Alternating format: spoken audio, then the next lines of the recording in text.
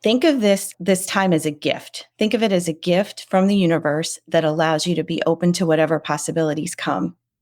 And I really embraced that. And that's exactly what happened. I started to see and meet all these amazing women who happen to have businesses who said the same thing. I love my business. I just am not great at managing it. And I'm not great with the numbers.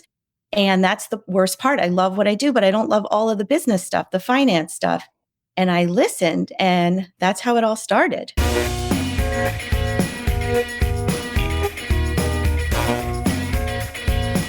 Welcome to Life After Corporate, your ultimate guide for making the leap from corporate leader to entrepreneur. I'm Deb Boulanger, entrepreneur, executive leader, and founder of the Launch Lab for Women Entrepreneurs. This is your time to break through the glass ceiling once and for all and get your ticket to the C-suite. Come back each week to get the leading strategies, advice, and tools that will give you the skills and confidence you need to replace your corporate paycheck. Are you ready? Let's go.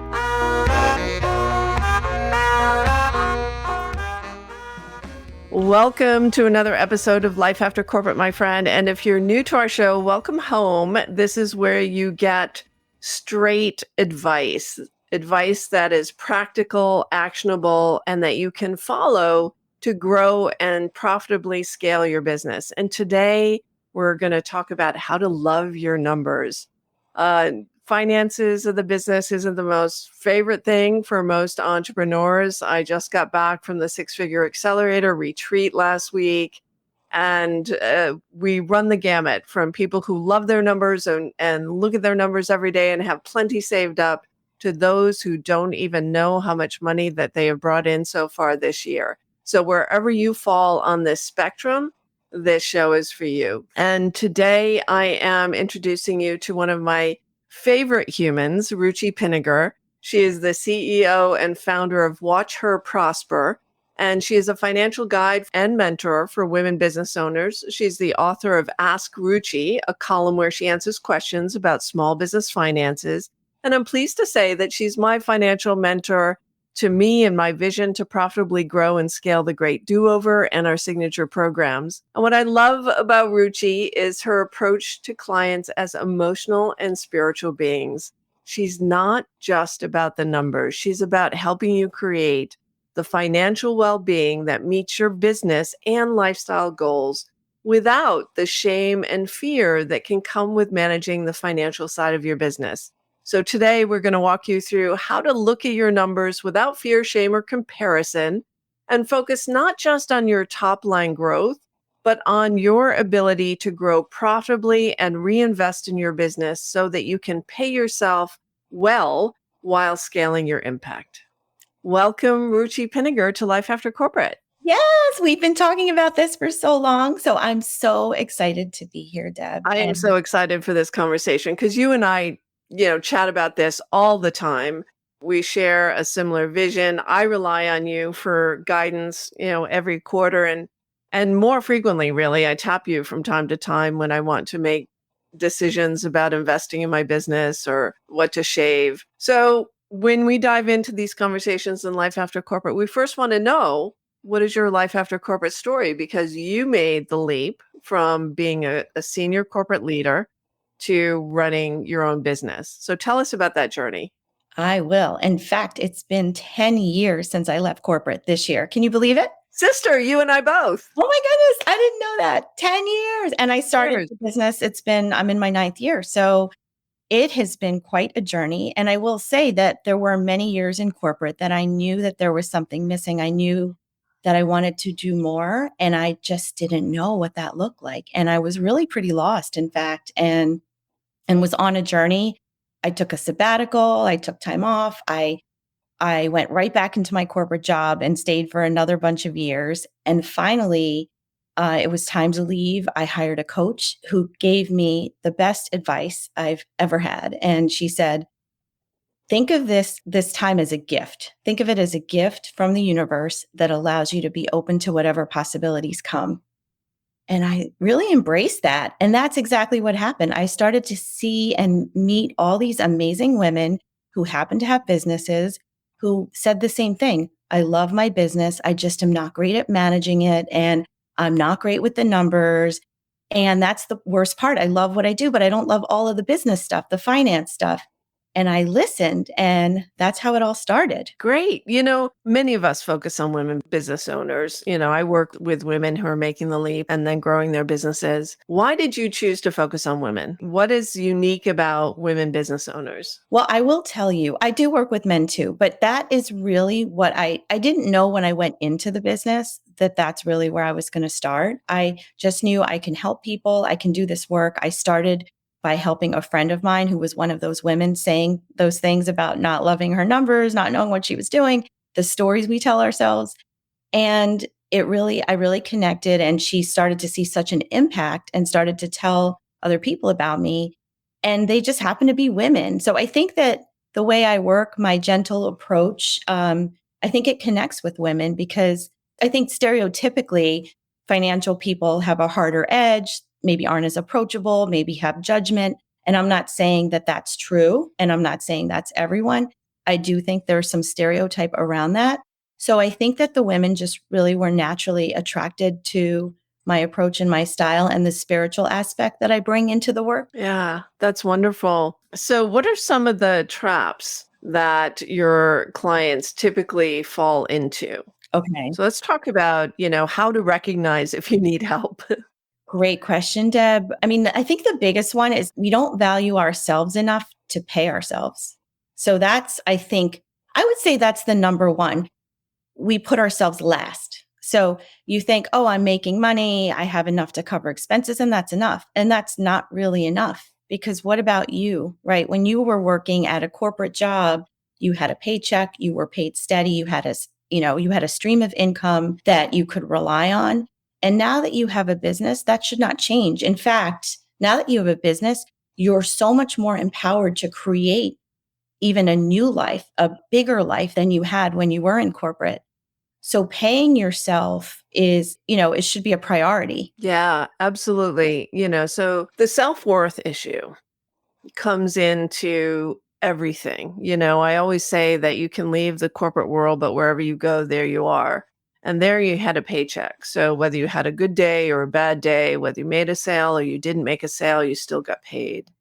And in this world, suddenly it's you. It's you and it's your clients, whatever you're selling products or services. And it can kick up all your stuff in determining how much should I pay myself? How much should I charge for my services? So, how do you work with clients who are in that kind of self-worth abyss? I mean, I don't know if it's that bad. I don't know if I exaggerated that, but how do you work with clients to get a sense of worth and paying themselves? Yeah, it's interesting you said that. I don't know if it's that bad. I think everybody has different stories that they carry with them. Everyone's been, grown up with different scenarios and different things that have happened to them. In some families, the girls and the women weren't part of the money and, they were told this isn't for you. And, I have a client who said to me that her father, when she was a teenager, said to her, you'll never make it without my money. So we carry a lot with us. And I think a lot of times we don't even realize what we're carrying with us until you work with someone like me who brings it out just from by nature of the work that we're doing, because I'm really pushing our clients to charge more and really understand their value and see their value and feel their value. So what we really do is we start with the tactical approach. I very much believe in a holistic way of looking at it. It's not just let's look at what's happening in the business. Let's look at the revenue, the expenses. Of course, that's important, but also what are the goals? So we want to start by having the conversation. So sometimes you may have conversations with someone like myself. You may have them with a spouse or a friend or a family member or just yourself, thinking about what it is you want to accomplish. What are your goals in life? Do you want to save for a house? When do you want to retire? Do you want to get out of debt? If you have debt. So thinking about the personal goals and then aligning those personal goals to the business goals and not just the revenue again. And this is the biggest thing, Deb, that I see is Yes. people are so focused on the revenue and people are saying, I'm profitable and why do I feel broke? It's because there's so many other things that go into the numbers and the analysis that are not included in that profit and loss statement that are, that are just revenue and expenses. There's so many other things. And I think people are thrown for a loop by that. Yeah, let's talk about that because I know my clients are asking, how much profitability is enough? And you and I had a conversation earlier in the year when, um, I realized that I had, an inflated view of my own profitability given where the money was going in the business. And so, how much profit is enough profit? What are we looking for when we're looking at that bottom line? Right. Yeah. How much profit is enough? That's a loaded question, right? I think that a lot of it, I always say sky's the limit. Though, if we're being real about it, I think understanding what you need to make personally at the end of the day, after taxes, right? After savings, so understanding that is a key to starting, and then kind of put that number aside and then start to look at what's happening in the business, the actual, like, where am I today? And where you are today isn't just running a profit and loss report or looking at, I hope you're on an accounting system. If you're not, get on one. And if you're not, and you have those numbers handy, at least start by looking at your revenue, and then look at your expenses. Obviously look through everything that's happened from an expense perspective. What's your net income? That net income is not the whole story. And that's where the cash flow analysis comes into play, because what's not included in there potentially is your pay. So that could be, if you're not an S Corp, you may not be taking a salary, which means you're taking an owner draw or distribution, which is not part of your profit and loss report. So that's a big piece. The other thing is saving for taxes. Again, that the taxes you pay generally as a business owner flow through to your personal tax return. So they're personal taxes. And that can be like a whole nother session if we want to get into the depth of the structures and how things are paid and taxes. um, Emergency fund savings, paying down old debt. So not the current expenses, but if are you carrying like old debt and you're paying that off, or minimum payments, all of those things are impacting your cash and they're not on your profit and loss statement. And that's how we get into trouble. So I would say, take a look. Revenue less expenses is your net profit. And then back out from that, what are you paying yourself, or what do you need to pay yourself? You have that number from the personal goal that we talked about. What's your tax rate? How much taxes should you be saving and paying into the IRS and all of the different agencies? How much do you want to save so you can build up that emergency fund? And what's your plan on paying off your debt? And if you look at all those pieces, now you really see what cash is left. And this is where you get to start planning. How do I impact and adjust that number so it gets me to where I want to be? Exactly. So when you first start out, I know a lot of solopreneurs are just passing through revenue, right? So they say, oh, well, I pay myself, because I'm a solopreneur. Whatever comes into the business, I take. And then I did a podcast on this. It's called The Catch 22 of Cash Flow, because when you're not looking at where your business is going, when you're not aligned to the vision for your business growth with your financial situation today, and you're not doing that pro forma forecast, right? So that we do every year. And then we look back and say, what was the reality versus what we wanted to do? Then you can't grow, right? You'll get into that cash flow catch 22, where suddenly you don't have the money to invest in the growth of your business. You don't have the money to hire people, or you don't have the money to bring on someone who could help grow the business, or take on some of the service delivery if you're at capacity. So this is super important, because it might seem like you're flush with cash when you first get started, but you might not have the plan ahead on how you're going to invest in growth. So how do you, we talked about mismeasuring profits and, making sure that you pay yourself, but how do you make sure that you're planning for growth? So that's interesting. So I think that goes exactly into this cash flow analysis we talked about. So I said that, you look at your net income and then you take those other pieces out. So this is where you start to plan. So if you, for example, And Deb, you gave that perfect example of like you're paying yourself and, oh, there's enough because I get to pay myself. But that's not enough. If you want to grow and you want to hire, you want to, I don't want to say replace yourself because you're always going to be the founder. You may even always be the CEO. But if you want to scale and you want to grow and you want to continue to serve clients when you're at personal capacity, for example, then you need to save in order to hire. And so that becomes part of the projection analysis. So the way you just took out your draws and your emergency fund and your debt and your saving for taxes, you want to save that money towards your future goals as well. And in fact, I really recommend to my clients typically that they have multiple bank accounts. So we at least have one for the tax savings. We at least have one for emergency fund.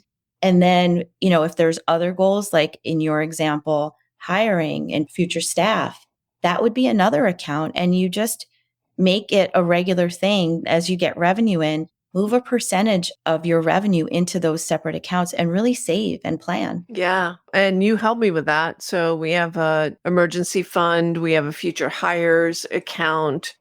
And it's really about being conscious. And we started off this conversation with loving your numbers, right? The reason why it's important to love your numbers and look at your numbers all the time, like not just even on a monthly basis. I love looking at my bank account every single day. And it doesn't matter if the revenue's going up or down. It's not about the emotional reaction or the meaning that you give behind the numbers. It's really about aligning your vision to how you're financially managing your business. Do you want to say a few words about that? I love that. And I think a lot of it is about perspective. So many of us have self-judgment around how we manage our money and our numbers and where we are, or, oh, I should be further ahead. I've been in business.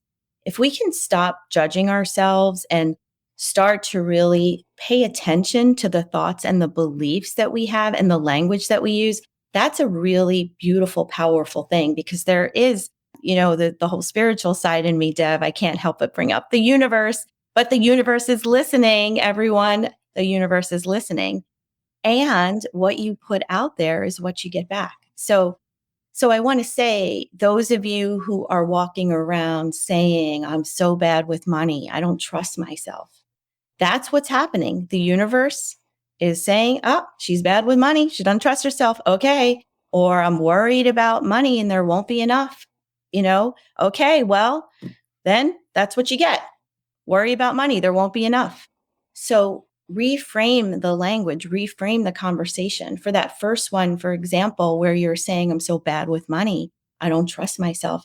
How about reframing that to, I love money for what money can do for me, right? Every day I trust myself more and more. Yeah, Yeah. that's great. Yeah, I'm worried about money and there won't be enough. And there's never enough. How about I live in an abundant universe? It's safe to let money flow to me, Hmm. right? So watch the words. The universe doesn't speak in negatives. If you say money's so hard, you're going to get money's hard. If you say there's so much debt, you're going to get debt. And I'm not saying that there isn't action that needs to be done, but it starts with our thoughts. It starts in here with us. And then you're reframing it and you're empowering yourself and your mind to be more in tune and to take action. And you get more excited too when you're coming from that kind of different place and that different mindset. Absolutely. And I'm looking at my phone here because my retreat manager sent me something that I said over the course of the retreat. And I didn't remember saying that. I said, fear makes you stuck and faith brings you forward. I love it. So when you're approaching your money around fear or your business prospects, or even fearful in sales conversations and things that bring wealth into your business or bring wealth into your life. If you're coming from a place of fear or lack or scarcity or comparison, any of those negative emotions, then that's what you end up creating more of. And it's faith that brings you forward. And you and I share the perspective that entrepreneurship is a spiritual journey. There's nothing like creating something from nothing. I mean, I think about that. I want to, if you're listening to this podcast, I really want you to think about that. You wake up every single day and you have thoughts that you turn into products or services. And you're literally creating something from nothing and getting compensated for that. And that's a beautiful thing to be able to experience. I mean, the rest of the world who's collecting a paycheck doesn't really get to experience it the same way that you do. And so most of our listeners I know feel they were called to do what they're doing, whether they're retired or they exited corporate because they wanted to give back what they learned along the way and help others that are coming up behind them, or you feel called to solve a bigger problem in the world. This is something that will test your mettle. It will kick up all your stuff, all your fears, all your insecurities, all those maybe buried stories about money or value or worth will reemerge. And so it takes consciousness, awareness to be able to identify what's driving you, what's driving your bus, because whatever's driving your bus is also what you're receiving on the financial end. So your bank account will match your mindset 1 to 1. Is that what you're saying, Ruchi? Oh my goodness, that was so beautiful. Yeah, you had me hooked. I felt like I was listening to your podcast. So I love everything you said. It was super profound. And I think, yes, that's exactly right, Deb. What you're putting out is what you're getting back. And the neuroscience behind that is your mind wants to keep you the same. It wants to keep you safe, which in your mind's mind, that's kind of a funny thing to say, in your mind's mind, which is essentially meaning that your mind thinks that same equals safe. If you stay the same, you're safe, right? So when you're working to expand, when you're working to get out of your comfort zone, to look at your numbers, to pay attention to them, to have the conversations, to trust yourself with money, all the things you want to do, then your mind is trying to keep you the same. And it's trying to push you not to do those things. So what's really important for you is to know, don't let your mind mess with you. You got this, right? You get to choose.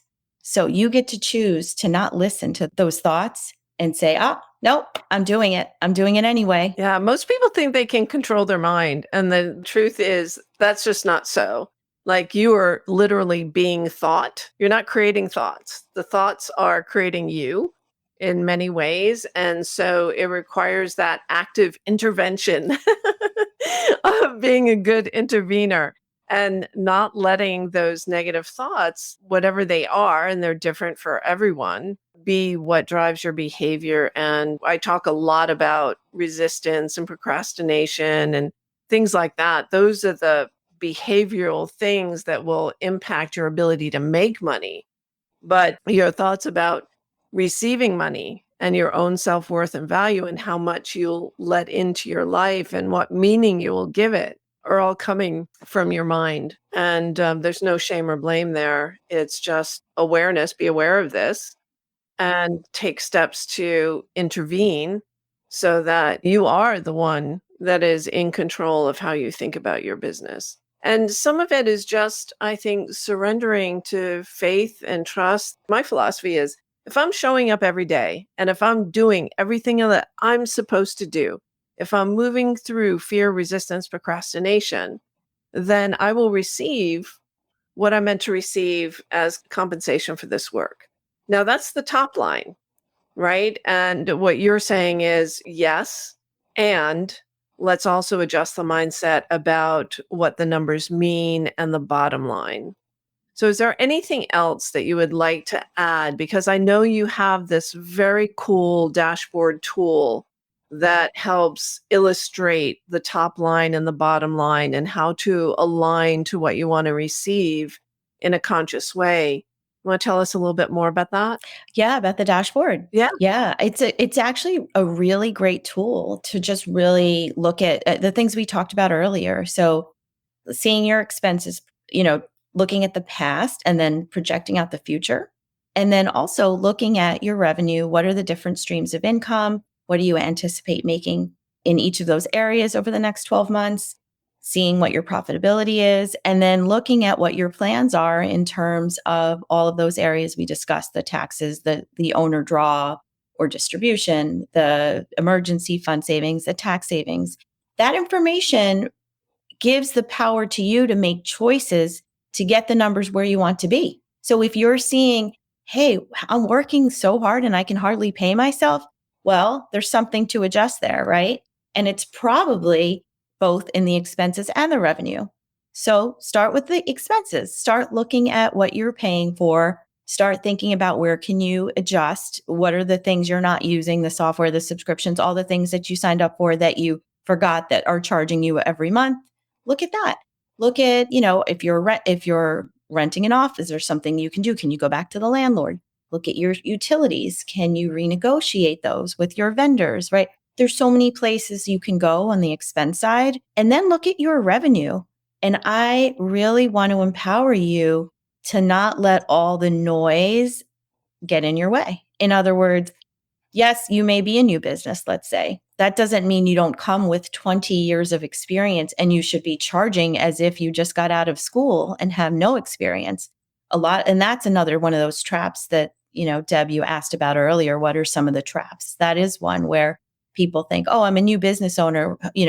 I don't have the right to charge these prices. Well, actually you do, because you're coming with a wealth of knowledge, most likely, and you're already an expert in that area in many cases. So really look at what you're charging and how you're packaging. And Deb, you're a pro at this, right? Packaging your hourly services for more of a retainer model, or creating a package out of your hourly services. So look at that, and then really think about what you need to do to grow and scale. Are you looking to hire an employee? And if you hire that employee, will you be able to double the service that you're providing out, and, attracting the right customers and the ideal customers? So, it's all about planning. And that's what the tool has done to make it really easy for you to pop in your numbers and see where you land. Yeah, I'm glad you brought that up, that most women, when they leave corporate and start a new business, they're not confident, right? And so that lack of confidence translates into your pricing. And that makes it hard, because then you struggle financially, and you don't need to struggle because you are so much more than your latest credential. And that's super powerful. And also, there's so many stages of learning on this journey. I mean, Ruchi, you and I could do a day-long conference together about packaging and pricing and growing your business profitably. Might be something fun to explore. I think we should talk about it. Yeah, my ears Yeah, perked I up. do. Yeah. Yeah, it would be great fun.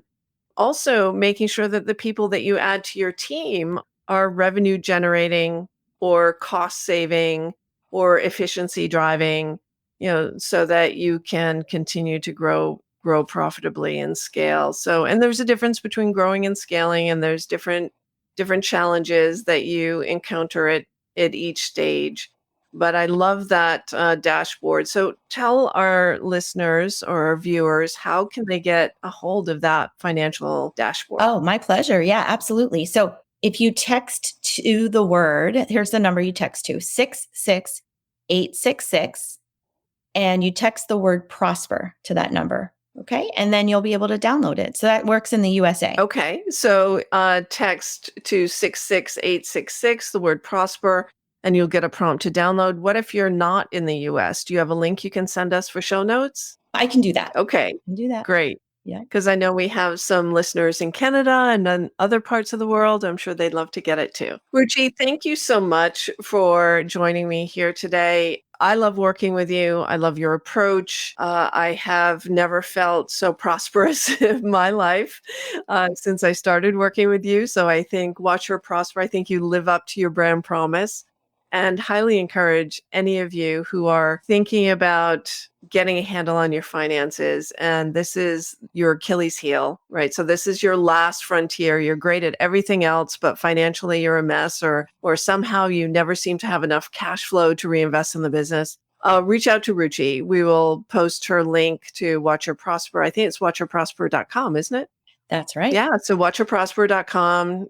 Get on the subscription for Ask Ruchi, and reach out to her if you'd like to talk about managing your business finances in a way that feels more in alignment with your vision for your life and the road ahead. So thank you so much for listening, my friends. Ruchi, thank you so much for joining us. Thank you so much. It has been a pleasure. And I just want to end by saying to everyone, who you've been with money is zero indication of who you are capable of becoming with money. Oh, so powerful. That's a tweetable. All right, my friends, that's it for now. See you next time.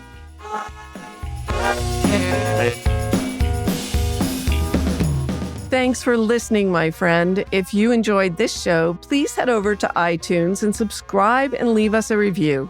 And be sure to hop over to the Life After Corporate Facebook group and join other growing entrepreneurs to get weekly tips on how to create more money and meaning doing work you love.